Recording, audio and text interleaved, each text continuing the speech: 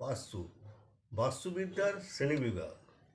নমস্কার বন্ধুগণ, আশা করি ঈশ্বরের কৃপায় আপনারা সবাই ভালো আছেন। আমি রামপ্রসাদ ব্যানার্জি।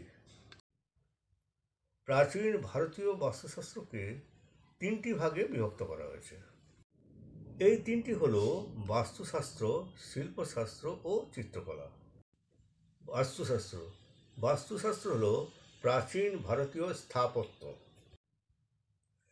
যে কোনো স্থাপত্যের নকশা, বিন্যাস এবং নির্মাণ কার্যে নির্দেশিকা প্রদান করে।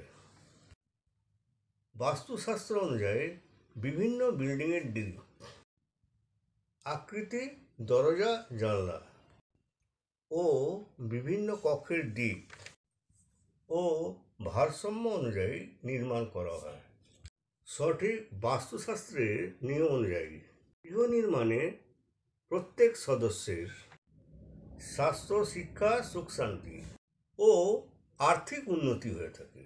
শিল্পশাস্ত্র এই শাস্ত্রের নিয়ম অনুযায়ী নানান ভাস্কর্য ও কারুশিল্পের নির্মাণ করা হয়, যেমন মূর্তি দেবত্ব সৌন্দর্যের অনুভূতি প্রকাশ করা, মন্দিরের আলংকারিক বিভিন্ন শিল্পকে প্রভাবিত করা।